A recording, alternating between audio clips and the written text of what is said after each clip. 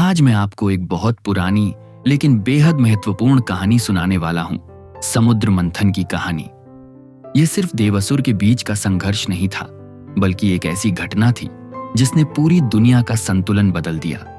इस कहानी में अहंकार है, संघर्ष है, समझौता है और बहुत बड़े सबक छिपे हुए हैं। चलिए शुरू करते हैं। देवताओं का पतन बहुत समय पहले।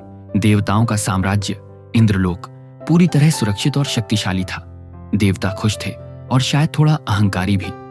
इसी अहंकार के कारण एक गलती हुई। एक दिन महर्षि दुर्वासा ने इंद्र को एक दिव्य फूल माला दी। इंद्र ने उसे सम्मान से रखने के बजाय अपने हाथी ऐरावत के सिर पर डाल दिया। ऐरावत ने उसे जमीन पर गिराकर कुचल दिया। महर्षि दुर्वासा को यह बहुत बड़ा अपमान लगा। उन्होंने इंद्र और पूरे देवलोक को श्राप दे दिया कि उनकी सारी दिव्य शक्तियां खत्म हो जाएंगी। और हुआ भी ऐसा। धीरे धीरे देवता कमजोर होने लगे। उनका तेज, उनका बल सब कम होता गया। इसी मौके का फायदा उठाकर असुरों ने हमला कर दिया। देवता हार गए और इंद्रलोक असुरों के हाथों में चला गया। देवताओं के पास अब सिर्फ एक रास्ता बचा था। वे भगवान विष्णु के पास गए। भगवान विष्णु का सुझाव। विष्णु ने देवताओं की बात सुनी और कहा कि शक्तियां वापस पाने का एक ही तरीका है, क्षीर सागर के गहरे अंदर छिपा अमृत। यह अमृत सिर्फ मंथन से निकल सकता था, लेकिन मंथन इतना बड़ा काम था कि देवता अकेले उसे नहीं कर सकते थे। विष्णु ने कहा, सागर मंथन करो और असुरों को भी साथ में शामिल करो। देवताओं के पास कोई विकल्प नहीं था। असुरों से लड़ नहीं सकते थे तो उनसे सहयोग ही लेना पड़ा। देवताओं और असुरों की साझेदारी। देवता असुरों के राजा बलि के पास पहुंचे और प्रस्ताव रखा, चलो मिलकर समुद्र मंथन करते हैं। जो भी निकलेगा हम सब मिलकर बांट लेंगे। असुरों को यह सुनकर खुशी हुई। उन्हें लगा कि बड़े बड़े खजाने और शक्तियां उनके हाथ लगेंगे। इस तरह एक असामान्य साझेदारी शुरू हुई। देवता और असुर पहली बार एक साथ काम करने वाले थे। मंथन की तैयारी। अब सवाल था, मंथन कैसे होगा? मंदराचल पर्वत को मथानी बनाया गया, लेकिन जब उसे समुद्र में रखा गया तो वह तुरंत डूबने लगा। पर्वत के भार को कोई संभाल नहीं पा रहा था। फिर भगवान विष्णु ने अपना कूर्म अवतार लिया, एक विशाल कछुए का रूप। विष्णु समुद्र के तल पर गए और मंदराचल पर्वत को अपनी पीठ पर थाम लिया। अब पर्वत स्थिर हो गया। इसके बाद चाहिए थी एक बड़ी रस्सी, तो वासुकी नाग को पकड़ा गया। असुरों ने वासुकी का सिर पकड़ने की जिद की और देवताओं ने उसकी पूंछ। सब कुछ तैयार था।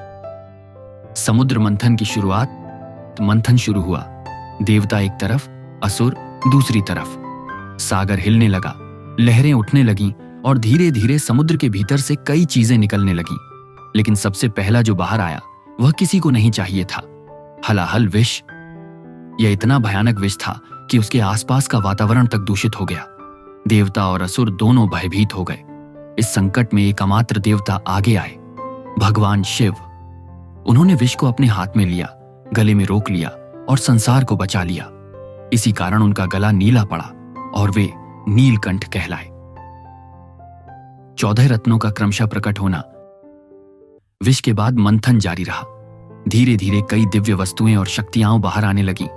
दिव्य गाय कामधेनु, उच्च श्रवा घोड़ा, ऐरावत हाथी, कौस्तुभ मणि कल्प वृक्ष, सुंदर अप्सराएं, चंद्रमा जिसे शिव ने धारण किया, वारुणी देवी, लक्ष्मी जी जिन्होंने विष्णु को पति चुना, धन्वंतरी, आयुर्वेद के देवता, और अंत में आया अमृत का कलश। यही वह वस्तु थी जिसकी वजह से पूरा मंथन किया जा रहा था। अमृत को लेकर संघर्ष। अमृत दिखते ही असुरों ने उसे तुरंत पकड़ लिया। देवता जानते थे कि अगर असुर अमृत पी गए तो वे अमर हो जाएंगे और देवताओं को कभी शक्ति नहीं मिलेगी। समय बहुत कम था, कुछ करना जरूरी था। इसी समय भगवान विष्णु ने एक अद्भुत रूप धारण किया, मोहिनी का रूप। मोहिनी की सुंदरता और व्यक्तित्व देखकर असुरों पूरी तरह मोहित हो गए। उन्होंने अमृत बांटने की जिम्मेदारी मोहिनी को सौंप दी। मोहिनी ने जैसा चाहा वैसा किया। उन्होंने अमृत देवताओं को दे दिया। असुर बस देखते रह गए।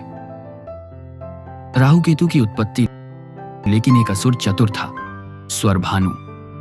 वो देवता का रूप बनाकर उनकी पंक्ति में बैठ गया और अमृत पी लिया। सूर्य और चंद्रमा ने उसे पहचान लिया और विष्णु को बता दिया। विष्णु ने तुरंत सुदर्शन चक्र से स्वरभानु का सिर काट दिया। क्योंकि उसने अमृत पी लिया था, इसीलिए वो मरा नहीं। उसका सिर बन गया राहु और धड़ बन गया केतु। देवताओं की वापसी। अमृत पीते ही देवताओं की सारी शक्तियां वापस आ गईं। उन्होंने फिर से असुरों को युद्ध में हराया और खोया हुआ स्वर्ग वापस हासिल किया। समुद्र मंथन ने ब्रह्मांड में फिर से संतुलन स्थापित कर दिया। इस कहानी का एक सीधा सा संदेश है, जब भी जीवन में मंथन होता है, पहले विष निकलता है और बाद में अमृत। धैर्य और सही निर्णय से ही जीवन में वह अमृत मिलता है, चाहे वह सफलता हो, ज्ञान हो या अनुभव।